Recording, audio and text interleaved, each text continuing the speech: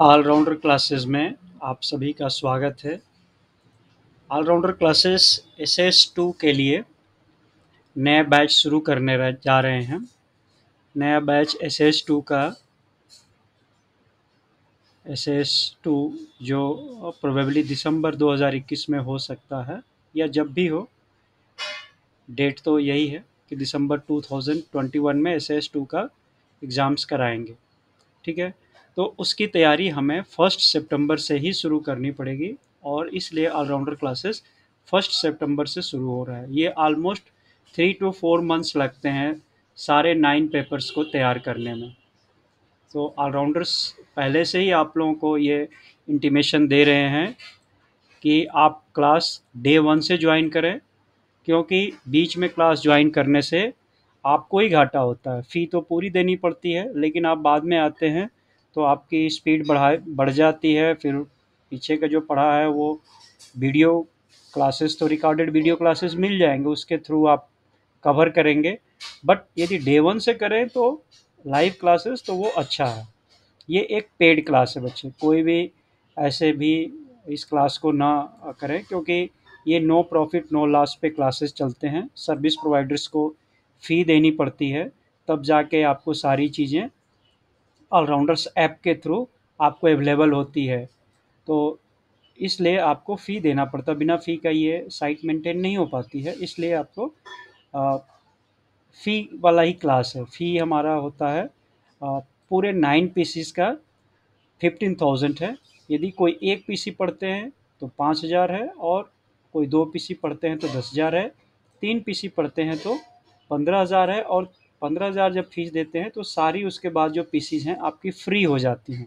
ठीक है, तो ये इसके कोर्स फीस हैं। अभी इस बार जो एडमिशन हो रहा है ऑलराउंडर क्लासेस में, वो एक स्कॉलरशिप टेस्ट के माध्यम से हो रहा है, क्योंकि पिछली बार देखा गया कि कुछ बच्चों ने एडमिशन्स तो ले लिए, बट वो सब स्टैंडर्ड बच्चे थे, एवरेज से बहुत ही बिलो थे, तो उनका परफॉर्मेंस अच्छा नहीं रहा।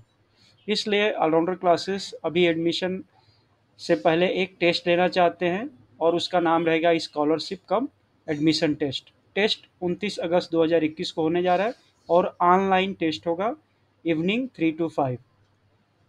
फिर 1 सितंबर से क्लास चलनी शुरू करेगी।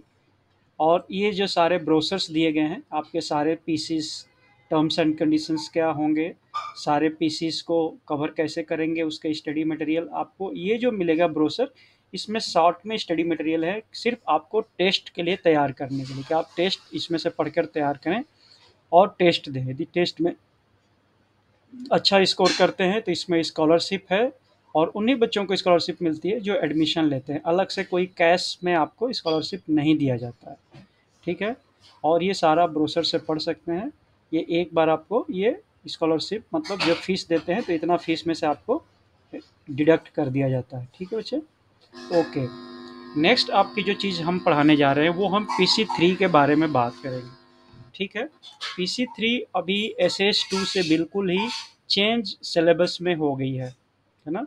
इसका सिलेबस PC3 का चेंज हो गया है, और ये SS2 2021 से होगा।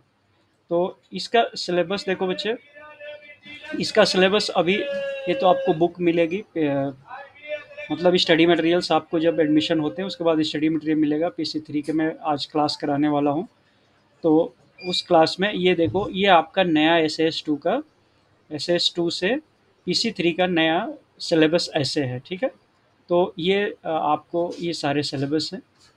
ठीक है, ये सिलेबस आपको कवर करने हैं।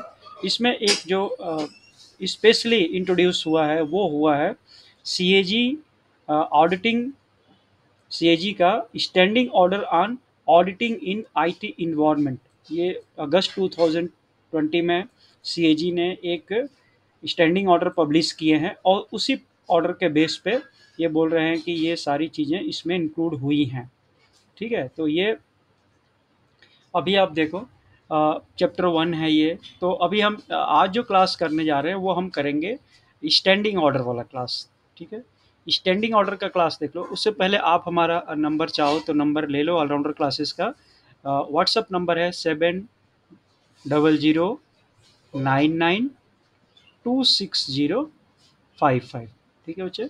इस पे आप व्हाट्सअप करके आपकी कोई क्वेरी हो या आपकी कोई जिज्ञासा हो, आप जानना चाहें और एडमिशन के लिए आपको एडमिशन टेस्ट देना हो, तो आप संपर्क कर सकते हैं, ठीक है। तो ये हमारा व्हाट्सअप नंबर है। हालांकि व्हाट्सअप नंबर अ, आपको सारा इन्फॉर्मेशन ऐप है ऑलराउंडर्स का, वहाँ पे भी आप डाउनलोड कर सकते हैं, गूगल प्ले स्टोर पे है। फिलहाल हम इसको पढ़ते हैं। PC3 का ये नया टॉपिक जो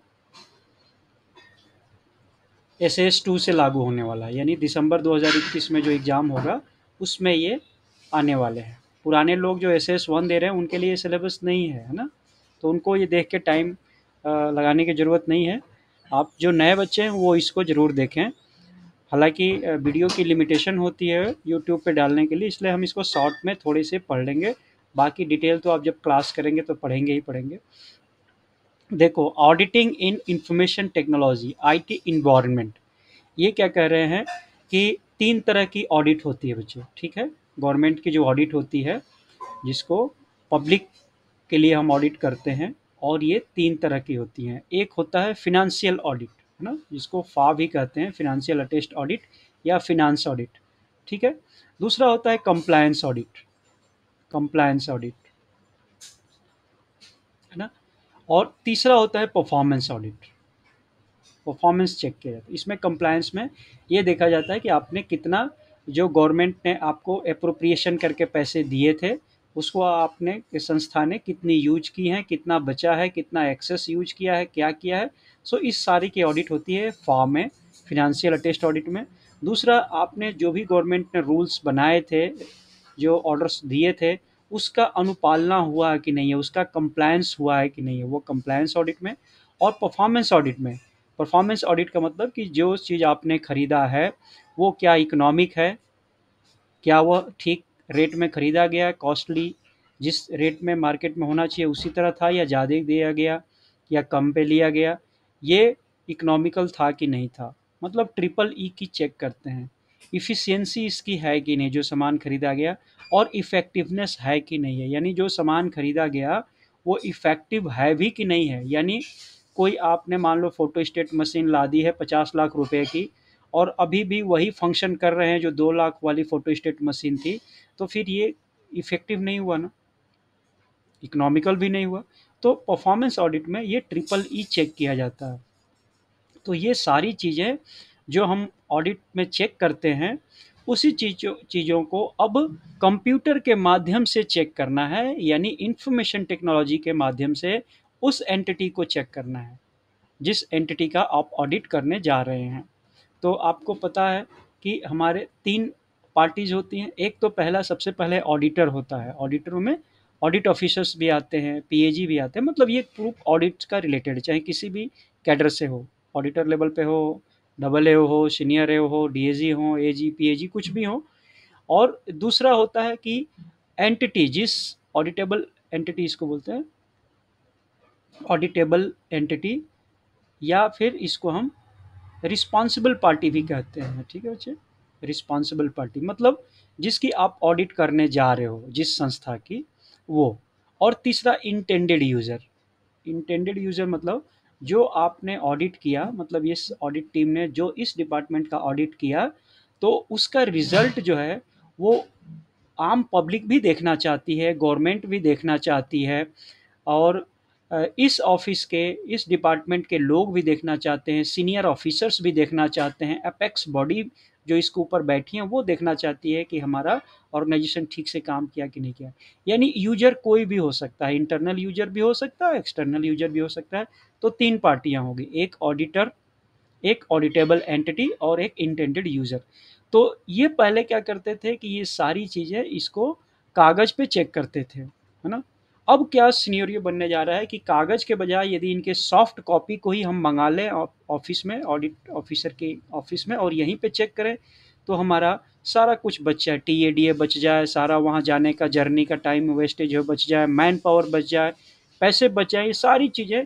इसलिए गवर्नमेंट चाहती है कि जो भी ऑडिट डिपार्टमेंट के, चाहे सिविल ऑडिट वाले हों या कमर्शियल ऑडिट वाले हों या अकाउंट्स वाले, सिविल अकाउंट्स वाले हों, वो सभी के लिए ये पेपर, PC3 का ये पेपर जो है बहुत ही फोकस कर दिया गया है कि आपको ये चीज़ें जाननी ही पड़ेगी। क्यों? क्योंकि जो सिविल ऑडिट वाले हैं, वो तो प्रैक्टिकली जाते हैं, कमर्शियल ऑडिट वाले भी जाते हैं, लेकिन अकाउंट्स वाले ऑडिट करने नहीं जाते हैं, तो फिर उनको ये टेस्ट क्यों देना पड़ रहा है? इसका बेसिक रीज़न यही है बच्चे कि वो तो ट्रेजरी की तो इंस्पेक्शन करने जाएँगे ना, वो भी तो एक ऑडिट ही हो गया। तो वो चीज़ें आईटी इन्वायरमेंट में सब जगह मेंटेन हो रही हैं। कहीं भी चेक कट रहा है या कहीं भी बजट आ रहा है या कहीं बजट सरेंडर हो रहा है, कुछ भी हम कर रहे हैं तो सारा ऑनलाइन ही जब कर रहे हैं, तो ऑनलाइन टेस्टिंग भी तो आनी चाहिए ना। तो हार्ड कॉपी के बजाय सॉफ्ट कॉपी में सभी को चेक करने के लिए इसलिए ऑफिसर ट्रेंड किए जा रहे हैं और मोस्टली क्वेश्चन इससे सेट किए जा सकते हैं। ठीक है, तो इसलिए हमें ये चीज़ हमें बहुत बारीकी से समझनी पड़ेगी। तो वही कह रहा है कि इन तीनों चीज़ों को जानने के लिए ये प्रोसेस जो है, it has made it possible to capture, store, process, retrieve and deliver information electronically and the delivery mode of public. यानी जो कुछ भी ये सारी चीज़ें अब मेंटेन हो जाएंगी इलेक्ट्रॉनिक थ्रू, तो अब आपका जो ट्रांजिशन है, मतलब फिजिकली जो आप करते थे, कागज़ पे मेंटेन करते थे, उसके लिए अब इलेक्ट्रॉनिकली मेंटेन करेंगे और ऑडिट भी इसी मोड में होगा। तो this transition to computerised information system and electronic processing by audited entity in the public sector has triggered in a significant change in the environment in which auditors work। तो चूंकि ये सारा जो ऑडिटेबल एंटिटी है वो काम ही कर रहा है आईटी इन्वायरमेंट में, तो ऑडिटर को भी उनकी चेकिंग उसी इन्वायरमेंट में करना पड़ेगा। क्यों? क्या इससे होगा? They can check. There is also a need to ensure that internal audit controls to maintain confidentiality, integrity, non repudia repudiability, है ना, ये नया वर्ड आपको ये आएगा, ये इसी PC3 में रेपुडियाबिलिटी, उसको है ना, इसको बोलते हैं गैर अस्वीकार्यता, है ना। रेपुडिएबिलिटी मतलब गैर अस्वीकार्यता, और नॉन मीन्स गैर, मतलब ऐसी चीज़ें जो कंप्यूटर मोड में स्वीकार नहीं की जानी चाहिए, उसको इन्फ्लुएंस ना किया जाए, उसको कहीं गलत तरीके से इंसर्ट ना किया जाए। यानी जैसे कागज़ पे कोई चीज़ अलाउ नहीं है, तो उसी तरह कंप्यूटर सिस्टम में भी जो चीज़ अलाउ नहीं है उसको आप इंसर्ट नहीं कर रहे हैं। तो ये भी इंटरनल कंट्रोल में ये चीज़ें देखी जा सकती हैं। और अवेलेबिलिटी ऑफ डेटा, जो आपने एक बार डेटा इसमें इनपुट कर दिया और वो डेटा वर्कआउट हो गया, तो इसको डिलीट नहीं किया जाए। जैसे पेपर पे आपने कुछ भी लिख दिया, तो अब इसको इस पे ट्रांजेक्शन हो गया, तो अब इस पेपर को डिलीट नहीं कर सकते हैं। ये पेपर रॉन्ग हो गया या राइट हो गया, ये रहेगा ही रहेगा रिकॉर्ड में। भले ही इसको डिलीट करने के लिए आप लिख सकते हैं कि इनएडवर्टेंटली ऐसा हो गया या जो हो गया, बट वो दूसरे कागज़ पे लिखेंगे, इस कागज़ पे आप टैंपरिंग नहीं कर सकते। उसी तरह ये बोल रहा है कि आप पीछे के रिकॉर्ड को, कंप्यूटर के रिकॉर्ड को, आप उसको चेंज नहीं कर सकते हैं, यानी वो डेटा हमेशा अवेलेबल रहना चाहिए। तो फिर ये सिस्टम इसके लिए मेंटेन होता है, आगे इसकी सर्वर में इसको हम स्टोर कर देते हैं, बाद में रिट्रीव कर लेते हैं।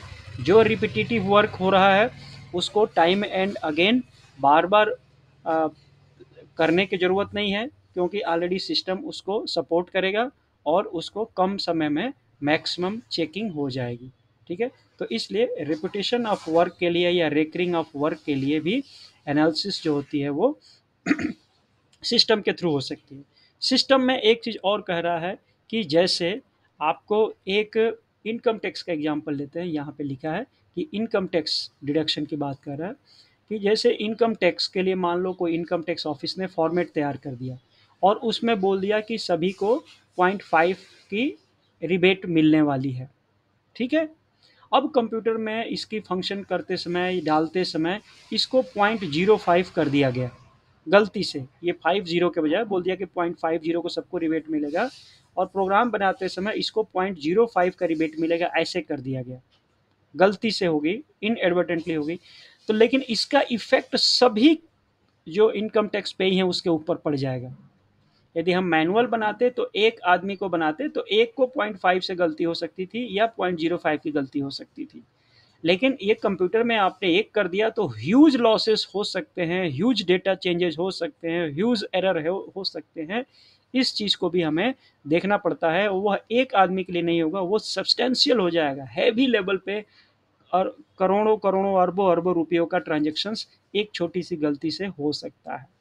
इसलिए इस चीज़ को ये देखना बहुत ज़रूरी होता है कि जो भी सिस्टम बनाए गए हैं आईटी ऑडिटर्स उसको बैक पे भी जाके चेक कर लें। यानी चेकिंग किस तरह की होगी? दो चेकिंग होगी।